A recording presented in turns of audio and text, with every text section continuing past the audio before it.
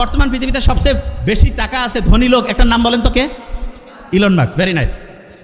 1835 সালে জন্ম নিয়েছে আমেরিকায় একজন এরকম ধনী লোক ছিল যার নাম অ্যান্ড্রু কার্নেগি। কি নাম? Andrew Carnegie. তা উনি ব্যবসা বাণিজ্য যেইটাই করে খালি কোটি কোটি কোটি কোটি টাকা ইনকাম করে। আমেরিকার যে হচ্ছে গোয়েন্দা বাহিনী আছে না, তারা চলে গেছে তার কাছে, যে বলতেছে যে কী ব্যাপার আপনি এত টাকা ইনকাম করতেছেন, সব কাগজপত্র আমাদেরকে দেখান। উনি সব কাগজপত্র দিয়েছে। কাগজপত্র দেখার পরে কোনো জায়গায় কোনো দুই নাম্বারই ধরা পড়ে নেই। তখন ওনাকে জিজ্ঞেস করছে যে আপনি যে এত অসাধারণভাবে ব্যবসা করতেছেন এটার পিছনে রহস্যটা কি? ধরবো কিন্তু এখনই, ওই যে লাস্ট বেঞ্চ। তা উনি তখন বলতেছে যে রহস্য হচ্ছে আমি যে কোনো একটা বিষয়ে 5 মিনিট মনোযোগ দিতে পারি। শুনুন আগে মন দিয়ে, কয় মিনিট মনোযোগ দিতে পারে?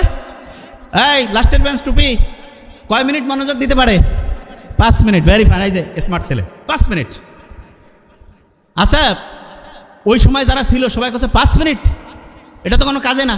তা বলছে ঠিক আছে আপনারা আসেন, মনোযোগ দেওয়ার টেস্টিং হচ্ছে।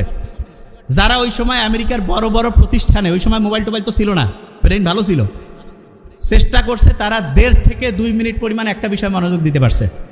আর অ্যান্ড্রু কার্নেগি 5 মিনিট পারত। আমরা যারা মুসলমান তারা যদি মন দিয়ে নামাজ পড়ি, দৈনিক যত রাকাত নামাজ পড়ি, এটা যদি মন দিয়ে পড়ি, তাহলে আমাদের মনোযোগ দেওয়ার যে ক্যাপাসিটি এইটা অ্যান্ড্রু কার্নেগির চেয়ে বেশি হবে না কম হবে? তাইলে টাকা ইনকাম করা কি কোনো কঠিন কাজ হবে? অনেকে টাকার পিছনে দৌড়ায়, জীবনে টাকার পিছনে দৌড়ে টাকা পাওয়া যায় না, কারণ দুনিয়ার নিয়ম আছে যেটার পিছনে দৌড়াবা সেটা তুমি পাবা না। তাহলে ভাই কাজটা কি? তোমার সবচেয়ে শক্তিশালী অস্ত্র হচ্ছে ব্রেইন। এই ব্রেইনটা সবচেয়ে পাওয়ারফুলভাবে আল্লাহ বানাইছে, এইটা শুধু তোমার ওই পাওয়ারটা ধরে রাখতে হবে। এবং ধরে রাখার জন্য যেই যেই বুদ্ধি দরকার আল্লাহ সবগুলো বুদ্ধি দিয়েছে, কিন্তু আমরা ধরে রাখতে পারি না কেন?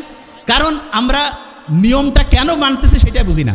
আমি যখন নামাজে দাঁড়াবো, নামাজে মনোযোগ দিলে এইটা ব্রেইনের ফোকাস করার যে ক্যাপাসিটি, ফোকাস। আচ্ছা, ফোকাস জিনিসটাকে আমি বলি, এই যে ক্যামেরা আছে না, ক্যামেরাটা আমি যেই দিকে টার্গেট করব, ছবি কি ওইটার আসবে না অন্য জায়গায় আসবে?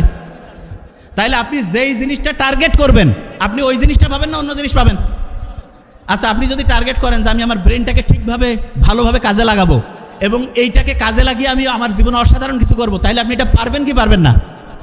পারার জন্য নামাজটা 5 ওয়াক্ত যখন পড়বো তখন তো শুকরিয়া আদায় করবোই, তার সাথে এটাও চিন্তা করব যে আমার অ্যাটেনশন দেওয়ার, ফোকাস দেওয়ার যে ক্যাপাসিটি সেটা বাড়তেছে। ক্লিয়ার?